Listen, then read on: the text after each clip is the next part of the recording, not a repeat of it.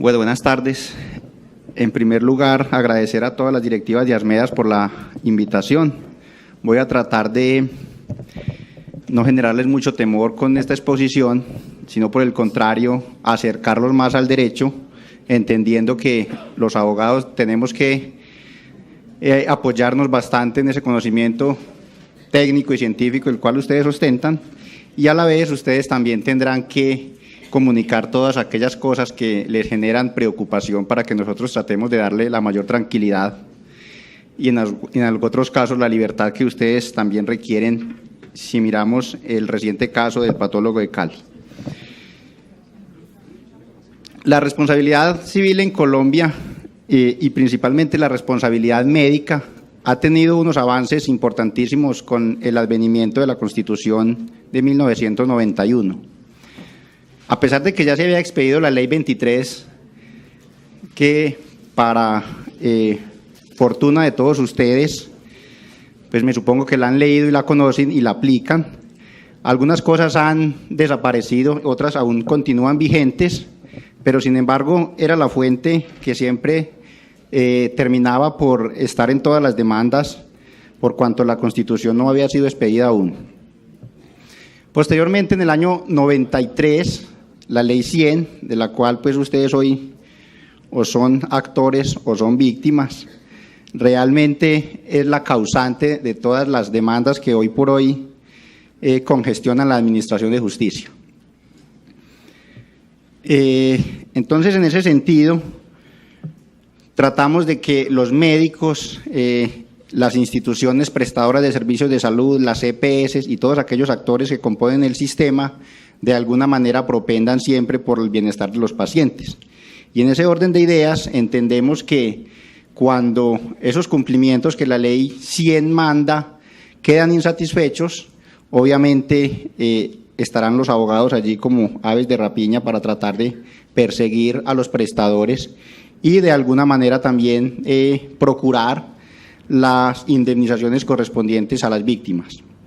Pero ¿por qué nosotros nos quejamos, o ustedes los médicos principalmente se quejan de las decisiones judiciales que van en contravía de la justicia o quizás en contravía de las decisiones adecuadas?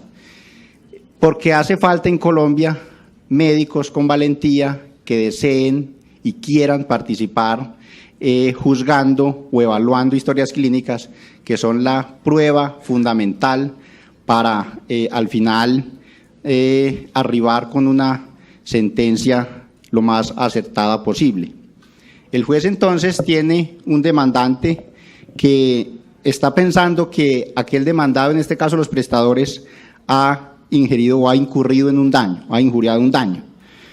Pero el juez escucha a la familia de la víctima si es que la víctima falleció, o a la víctima directa si es que aún tiene su daño en su cuerpo o en su mente, y entonces de esa manera pues el juez empieza creyéndole al demandante, todavía no ha escuchado a las partes contrarias, que en este caso serían los prestadores, inclusive los aseguradores, porque son estos también, y haciendo un paréntesis en el artículo 177 de la Ley 100, deben garantizar de manera directa o de manera indirecta la prestación adecuada de los servicios de salud. Entonces, en ese caso, pues la familia o la víctima directa podrá vincular a tantos cuantos hayan participado en ese servicio tan fundamental como hoy lo conocemos, con un derecho fundamental inclusive. Discúlpeme, por favor. El juez entonces se va a quedar con esa versión del demandante, quien le va pues a contar y lo va a poner a llorar inclusive contándole qué fue lo que le pasó, porque el médico, y como muy bien lo expresaba el conferencista que me antecedió, me dijo que no tenía tiempo. Entonces, esa también es una de las principales causas por las cuales los prestadores de servicios de salud hoy por hoy se ven abocados a tener que responder tantas demandas en los estrados judiciales. Y retomando entonces, el juez, cuando recibe la contestación de la demanda, encuentra otros hechos completamente diferentes a los que le había narrado el demandante, la familia de la víctima o la víctima si es que no ha fallecido.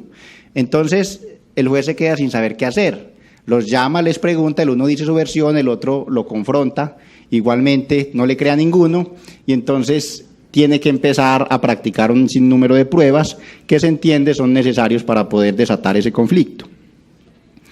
El funcionario entonces debe preferir, o siempre se ha dicho por las altas cortes, lo que se prefiere es un dictamen pericial, que es la prueba más idónea y más imparcial en estos casos de responsabilidad profesional médica. ¿Por qué? Porque los testimonios obviamente son testimonios de parte. Entonces el demandante se puede conseguir un médico amigo, lo lleva y le pregunta sobre la patología y trata de insistir o inclusive llevarlo a que diga lo que le conviene. Y de esa misma manera pasa también al otro lado. Será el demandado quien se consiga, pues le va a quedar muy fácil porque el demandado en este caso serán las instituciones de salud o los médicos o las EPS, inclusive las aseguradoras, y en ese entendimiento entonces le va a quedar mucho más sencillo conseguirse 10 o 20 médicos que vayan y digan todo lo contrario. Por eso el juez prefiere que la prueba que realmente sea la más útil y la más idónea se tenga entendida como el dictamen pericial. ¿Por qué? Porque es la prueba que genera más objetividad en cada una de sus conclusiones.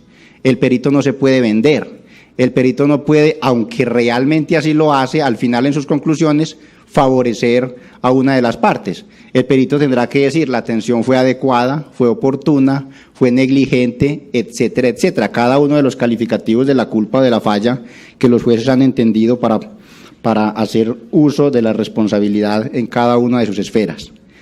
En ese sentido, entonces, después de que se ha atado bien en la litis y el juez ya ha escuchado a las partes, pues entonces empieza a analizar el tema de la prueba pericial.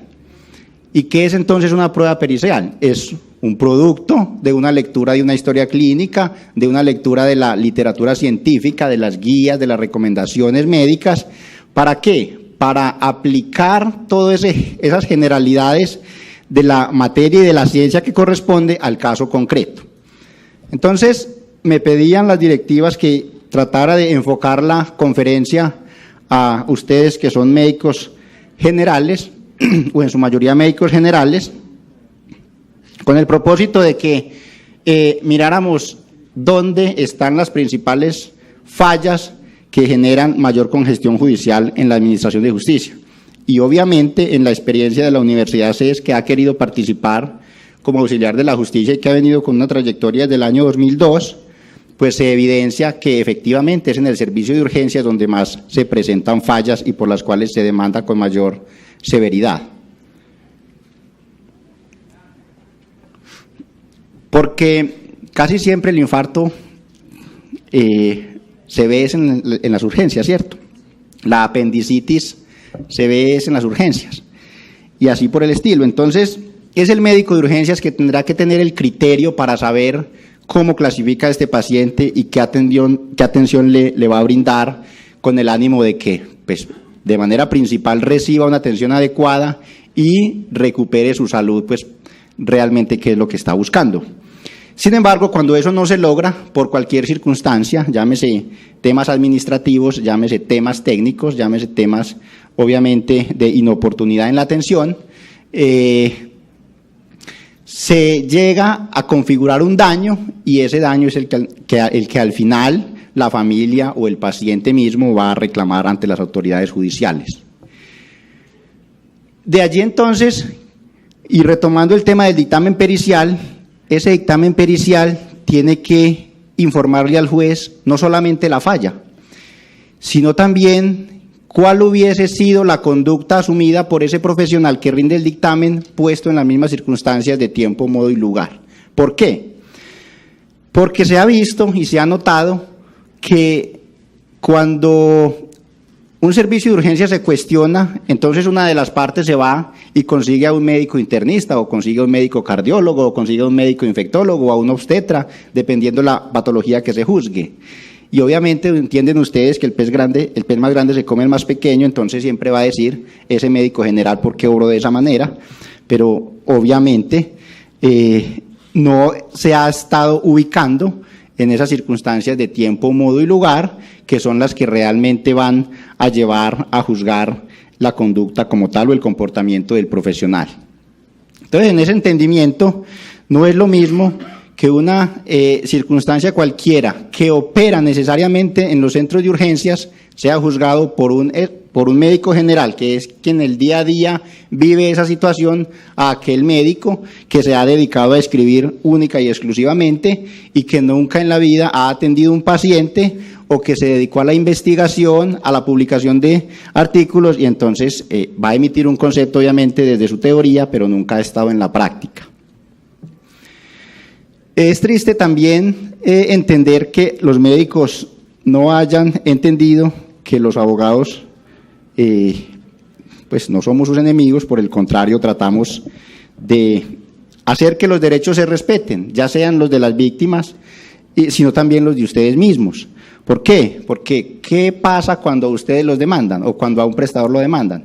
Pues lo primero que tienen que hacer es o llamar a FEPASDE o llamar a su asegurador y tratar de ubicar a un abogado para que los represente en ese proceso tan incómodo como es una demanda judicial. Llámese demanda de índole penal o llámese demanda de índole civil o contencioso administrativa. En ese orden de ideas, entonces, para tratar de evitar que la Administración de Justicia se siga congestionando con tantas demandas que realmente pueden evitarse con el solo hecho de que el médico mire al paciente, se hace necesario capacitar también a los médicos para que estos entiendan que su función no solamente es atender pacientes, sino también velar por el bienestar de la sociedad a través de una emisión de dictámenes periciales juiciosos, serios, ¿con el ánimo de qué? Con el ánimo de evitar sentencias condenatorias cuando debieron haber sido absolutorias o a la inversa, cuando realmente el juez desestima las pretensiones de la víctima porque hizo falta una prueba interesante, objetiva, imparcial, como lo es el dictamen pericial, cuando realmente el médico o el prestador de los servicios de salud tenía la necesidad de haber hecho una atención adecuada u oportuna.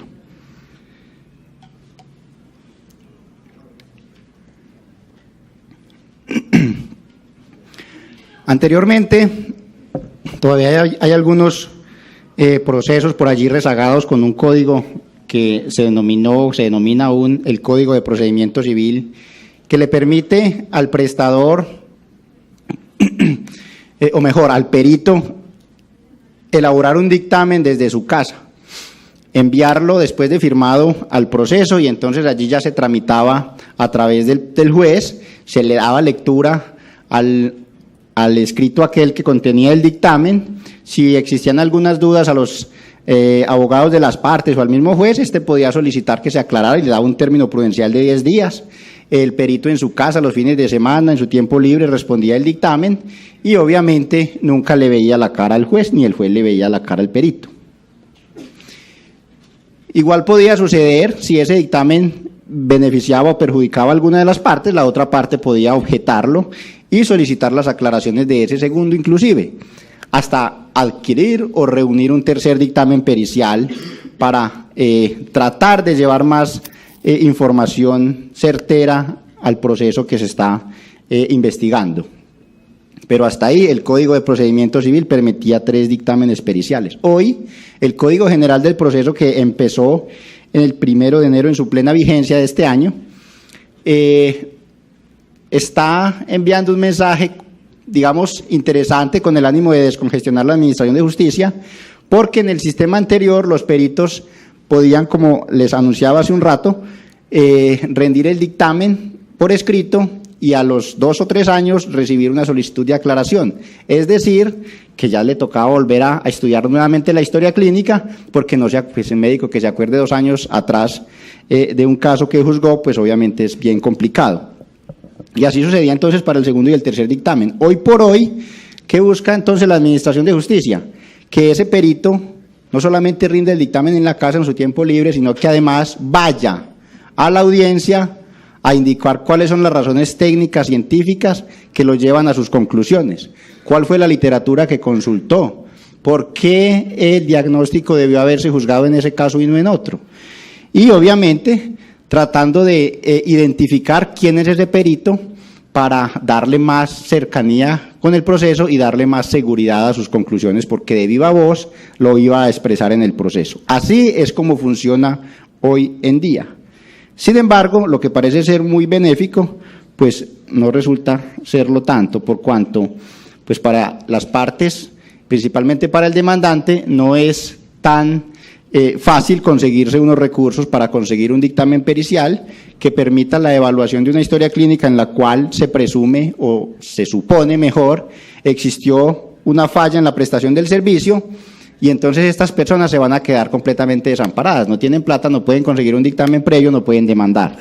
En tanto que una vez se demanda, y de aquellos que sí tengan recursos y sí se puedan conseguir ese dictamen, introduzcan la demanda, el juez la analiza y obviamente va a correr traslado a los demandados para que la respondan. Estos van a poder conseguirse en tantos cuantos demandados sean, tantos dictámenes cuantos demandados sean. Entonces, si en el extremo pasivo, es decir, en los demandados existen 10 personas, y aquí digamos que me queda fácil para poner el ejemplo, porque en una prestación de un servicio de salud donde se realizó una cesárea, entonces participa la enfermera, participa el obstetra, participa la instrumentadora, cada uno tiene 3 aseguradoras distintas, vamos a citar también a la IPS, a las EPS, y si quiere vinculan también al ministerio. Allí estamos contando alrededor de 8 o 10 demandados, entonces cada uno se va a conseguir un dictamen pericial y hay que llamar a todos esos peritos. Cuando en el sistema anterior solamente se podía escuchar a 3, o mejor, solamente se podía leer a 3, hoy en Colombia se puede escuchar a tantos cuantos tengan legitimación para acudir a ese estrado. Entonces, lo que parecía muy benéfico no lo es tanto, por cuanto de todas maneras va a congestionar la administración de justicia. Y en ese sentido, entonces, haciendo como una devolución para identificar dónde están las causas principales del por qué realmente se demanda en Colombia o por qué los médicos son tan demandados en Colombia, encuentra uno que inclusive en las universidades, inclusive acreditadas, han ido sacando de su pensum académico aquellas asignaturas que hacen referencia a la medicina legal, que los médicos siempre la han visto como un relleno, o a la responsabilidad profesional, que en algunas oportunidades la ven como una electiva o como una optativa,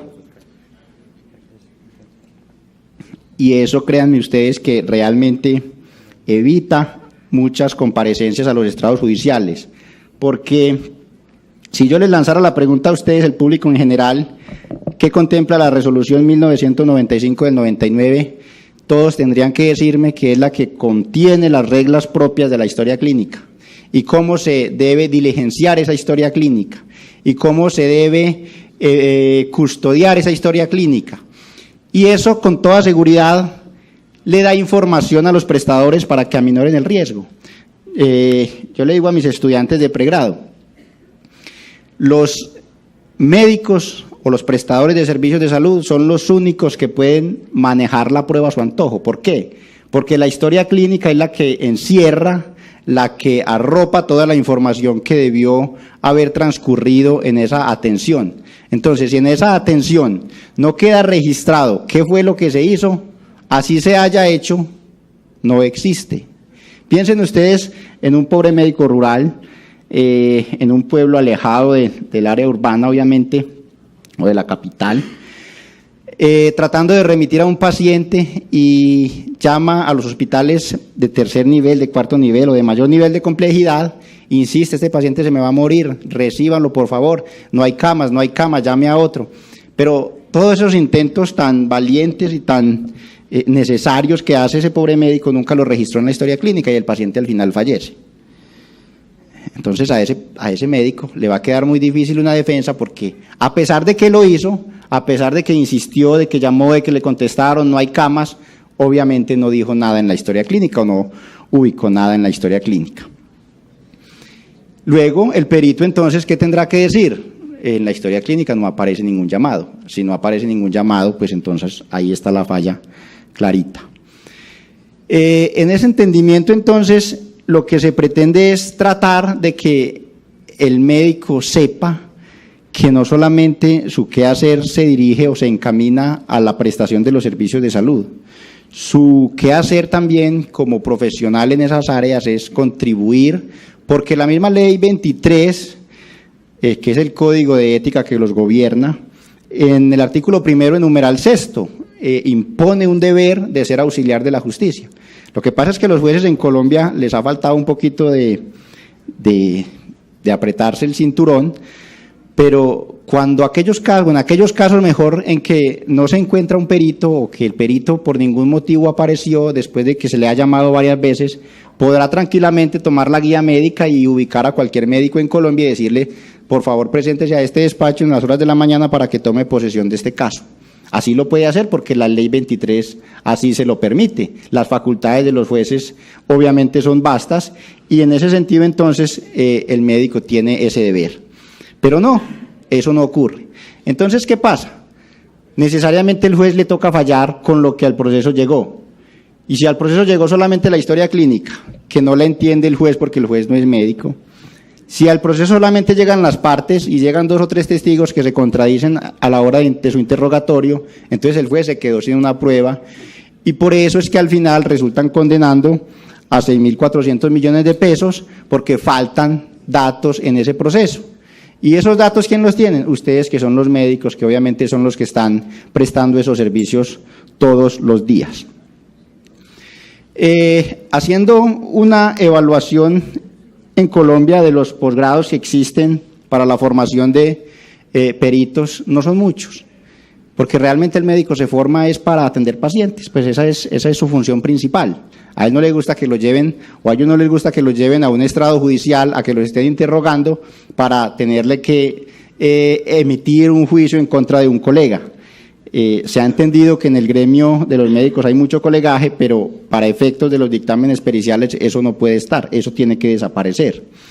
Y entonces analizaba y efectivamente los posgrados se pueden contar en los dedos de la mano.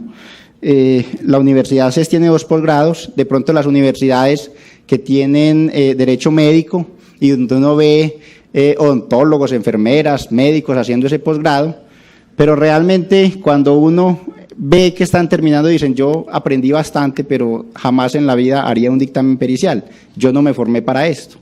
Entonces, ¿cómo hacemos para cambiar el chip, para que realmente los jueces tengan insumos suficientes que permitan todos los días tomar unas decisiones lo más acertadas posible? Porque hay 2 derechos que están en contraposición o que están, digamos, en riña.